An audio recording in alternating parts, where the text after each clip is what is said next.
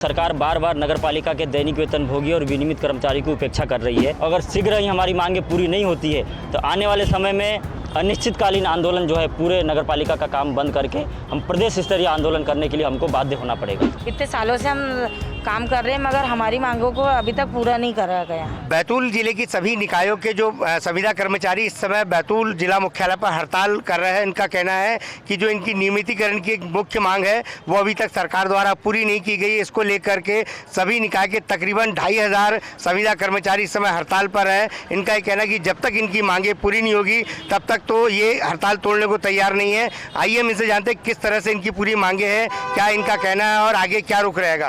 जी, क्या नाम है आपका? मैं हरिओम कुशवाहा, जिला महामंत्री नगरपालिका मजदूर संघ। कुशवाहा जी, बताएं क्या वजह है कि सब आपको हड़ताल करना पड़ रहा है? देखिए, हमारी मुख्य हड़ताल का कारण ये है कि सरकार बार बार नगरपालिका के दैनिक वेतनभोगी और विनियमित कर्मचारी की उपेक्षा कर रही है। अन्य विभागों में लगातार नियमितीकरण के आदेश निकाले जा रहे हैं परंतु नगरपालिका के दैनिक वेतनभोगी और विनियमित की ओर सरकार का ध्यान अभी तक नहीं जा रहा है। तो हम 3 दिन अभी सांकेतिक धरना प्रदर्शन है हमारा, जिले का काम बंद करके 6 तारीख को हम रैली के माध्यम से माननीय कलेक्टर महोदय को एक मांग पत्र सौंपेंगे मुख्यमंत्री के नाम। अगर शीघ्र ही हमारी मांगें पूरी नहीं होती है तो आने वाले समय में अनिश्चितकालीन आंदोलन जो है पूरे नगरपालिका का काम बंद करके हम प्रदेश स्तरीय आंदोलन करने के लिए हमको बाध्य होना पड़ेगा। कब से परेशान हो रहे हैं आप लोग? क्या मतलब मानते हैं कि सरकार का रुख कैसा है? सरकार का रुख नगरपालिका नगर पंचायत के इन कर्मचारियों के प्रति ठीक नहीं है। इनके समर्पित भाव से कोरोना काल से लेकर जो ऐसा विपरीत समय था उसमें अपनी जान पर खेलकर और इन्होंने अपनी सेवाएं दी हैं, लेकिन उसके बावजूद भी सरकार का रुख इनके प्रति ठीक नहीं है। बल्कि स्थानीय स्तर पर जो कलेक्टरेट जैसी जो सामान्य नियम है उसका भी पालन यहाँ स्थानीय जो निकाय हैं उनके द्वारा नहीं किया जा रहा और ये बिल्कुल नियम विरुद्ध काम है। देखिए, इनका कहना है कि सरकार जिस तरह से रुख अपना करके बैठी कि कहीं ना कहीं तानाशाही रवैया इनको लग रहा है कि कोरोना काल में जिस तरह से इन्होंने अपनी जान जोखिम में डाल करके सारा काम किया नगरपालिका का, लेकिन उसके बावजूद भी इसका फल इनको नहीं मिल पा रहा है। क्या लगता है आपको कि सरकार अपना अड़ियल रवैया अपना रही, इसी वजह से सब कुछ हो पा रहा है या और कुछ हो सकता है? अगर सरकार चाहे तो हो सकता है। सभी कर्मचारी इतने दिनों से सेवा दे रहे हैं, 30-32 साल हो गए हम लोगों को। तो अब क्या कर सकते हैं, उसी आधार पे बच्चों को पढ़ाना है, उसी में सब कुछ करना। छोटी सी पेमेंट है, क्या करेंगे? देखिए, इनका कहना है कि छोटी सी पेमेंट है, डर भी लगता है कि कब निकाल दे, कोई भरोसा नहीं, परिवार का भरण पोषण कैसे होगा। लेकिन सरकार इनकी मान मनोबल को लेकर के भी किसी तरह का पॉजिटिव रुख नज़र नहीं आ रहा है। इसी वजह से सारे हड़ताल पर है। हम इनसे जानेंगे कि जैसे जिस तरह से अभी मुल्ताई में पता चला है कि सीएमओ खुद ही स्वच्छता की गाड़ी में चलकर स्वच्छता का बीड़ा उठा लिया है। अब यहाँ के कर्मचारी किस तरह से इसको मानते हैं? क्या नियमितीकरण के कर्मचारी इनको सहयोग करना चाहिए था या उल्टा इनके अपना हड़ताल को लेकर के एक नया रुख अपना रहे हैं? क्या लग रहा है आपको जिस तरह मुल्ताई में दिख रहा है कि सीएमओ जा रहे खुद अपना सफाई करने? हम तो अपनी मांगों पर अड़े हुए हैं। निश्चित 3 रूप से हम 3 दिनों से हम किसी भी प्रकार के कार्य नहीं करेंगे और सभी कर्मचारी हमारे साथ हैं। हम हड़ताल जारी रखेंगे। आप ग्राउंड जीरो पे रहते हैं, डेली स्वच्छता में लगे रहते हैं, आपको क्या लगता है कि आपकी जो मांगे हैं वो जायज़ मांगे, उनको पूरा होना चाहिए था? हाँ, होना चाहिए। इतने सालों से हम काम कर रहे हैं मगर हमारी मांगों को अभी तक पूरा नहीं करा गया। ये क्या कम वेतन है, किस तरह से गुजारा हो पा रहा है? जी, कम वेतन बिल्कुल है। हमारे द्वारा किए हुए कार्य में कोई वो नहीं रहता है। इसमें हम आपके द्वारा शासन से यही मांग करना चाहते हैं कि नियमित कर्मचारी जितना समान वेतन हमें मिलना चाहिए, क्योंकि जब हम उसी तरह से कार्य करते हैं जो नियमित कर्मचारी कार्य करते हैं। देखिए, इनका कहना है कि वाजिब हक है, इनका वाजिब हक अगर नहीं मिल पाता है तो कहीं ना कहीं इन्हें दिक्कतें आती है। महिलाएं हमारे साथ में यहाँ पर बहुत संख्या में हड़ताल पर बैठी हुई है। इनसे जानेंगे कि क्या बेंच किस तरह से हो पा रहा है। सर जी, मेरे पति 2021 में ख़त्म हुए हैं, नौकरी अभी तक नहीं मिली, बच्चे छोटे छोटे हैं, मैं क्या करूँ बताओ? वेतन कितना मिल पाता है, गुजारा हो पा रहा है? नहीं।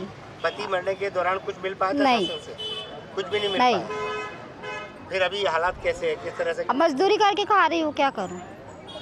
देखिए, इनका कहना है कि कहीं ना कहीं कोरोना काल में नगरपालिका कर्मचारी जो काम करते करते दिवंगत हो चुके, उनके परिवार के भरण पोषण का भी संकट आ चुका है। इनका यह कहना है कि मजदूरी कर कर के ही पूरे भरण पोषण करना पड़ रहा है, लेकिन उसके बावजूद भी घर का जो रखरखाव वो पूरा मेंटेन नहीं हो पा रहा है।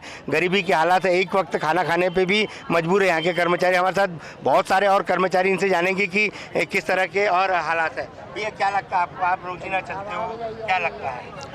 देखिए, हम लोग शासन को बार बार अवगत कराते रहे हैं कि जो हमारे नगरीय निकाय में कार्यरत कर्मचारी हैं, अगर वो दिवंगत होते हैं तो उनके परिवार वालों को अनुकंपा नियुक्ति या संविदा पे कार्य दिया जाए।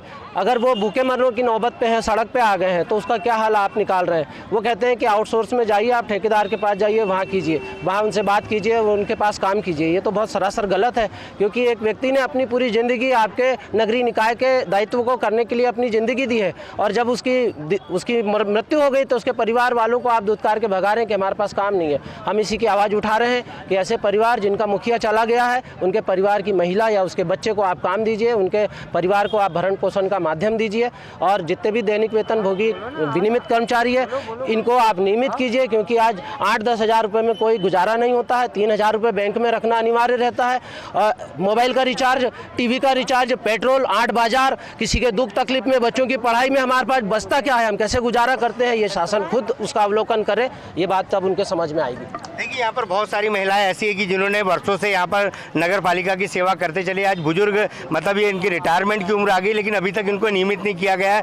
कम वेतन पे आज भी ये घुट-घुट करके काम कर रहे हैं, फिर भी काम नहीं छोड़ रहे हैं। इनका कहना है कि सरकार अगर मान जाती तो शायद हो सकता है कि अंतिम कुछ वर्षों में इन्हें अच्छा काम मिल सकता है। कितने समय हो गए काम करते करते नगर पालिका में? सर मेरे को 14 साल हो गए हैं। ना मेरे को पेंशन मिलती है ना कुछ नहीं मिलती। मेरे आदमी की नौकरी मिली है मुझे, 8,000 पेमेंट मिलती है। 8,000 में मैं क्या करूँगी? बच्चे पालूँ या घर चलाऊँ? कुछ नहीं हो पा रहा, मतलब कुछ नहीं हो पा रहा, आगे ना पीछे। देखिए, क्या आप कितना साल हो गए काम करते करते आप? सर हमको तो 20-22 साल हो रहा, हम नियमितीकरण पर है, लेकिन हमको कुछ भी फायदा नहीं हुआ। 22 साल हो चुके हैं? हाँ 22 साल। आपको कितने साल हो चुके हैं? हाँ 22 साल हो गए। हाँ अम्मा, आप कितने सालों से काम कर रहे हैं? आप कितने हमको भी 8 साल हो गए, कोई सुविधा नहीं है। प्रशासन का एक बेरुखा रवैया देखने को मिल रहा है। यहाँ पर 8 साल से लेकर 20-22 साल तक लगातार काम करती है महिलाएं चले आ रही है, लेकिन आज भी इन्हें अल्प वेतन मिल पा रहा है। 8,000 के वेतन में आज किसी परिवार को पालना मुमकिन कहीं से कहीं तक नजर नहीं आ पा रहा कि मुमकिन हो सके, लेकिन शासन पता नहीं क्यों इन लोगों की मांगे नहीं मान पा रहा है। आने वाला समय इन्हें 3 दिन का दिया है कि 3 दिन में अगर इनकी मांगे अगर पूरी नहीं की जाती है तो आगे इनका और बड़ा रुख हो सकता है, क्योंकि बाल बच्चे पालना आज इनका मुश्किल पड़ रहा है कम वेतन में। और देखना है कि 3 दिन के अंदर सरकार किस तरह का रुख लेती है और क्या कुछ इनके लिए बारे में कर पाती है। नंद किशोर पवार, IBC 24, बैतूल जिला मुख्यालय से।